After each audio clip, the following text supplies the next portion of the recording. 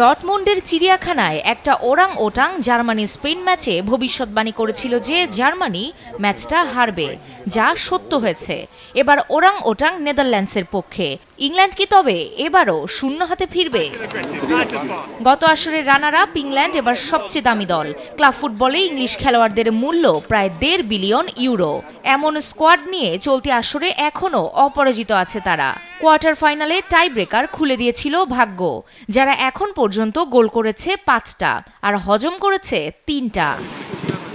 সেমির একাদশে দেখা যেতে পারে সাউথগেটের সিগনেচার ফরমেশন 3-4-2-1। যদিও গ্রুপ পর্বে ভিন্নধর্মী এক্সপেরিমেন্টাল ফরমেশনে খেলেছে ইংল্যান্ড। ওয়াকার, স্টোনস ম্যানচেস্টার সিটির হয়ে যেভাবে খেলেন সেভাবে জাতীয় দলে পারছেন না খেলতে। এবার 88% পাসিং অ্যাকুরেসি ধরে রেখেছেন সাকা, রাইস, ফোডেনরা। থ্রি লায়ন্স দলের বড় অস্ত্র জুড বেলিংহাম ও হ্যারি কেইন। নেদারল্যান্ডসের রক্ষণ ফুঁড়ে গোল করার দায়িত্ব নিতে হবে তাদেরকে। টানা দ্বিতীয়বার ইউরোর ফাইনালে ওঠার প্রহর গুনছে ইংলিশরা। অন্যদিকে নেদারল্যান্ডসের জন্য ইউরোর ইতিহাসে এটা ষষ্ঠ সেমিফাইনাল। এর আগে 4 বার সেমিতে হেরেছে তারা। চলতি আসরে যৌথভাবে সর্বোচ্চ গোলদাতা নেদারল্যান্ডসের কোডি গ্যাকপো, করেছেন 3 গোল।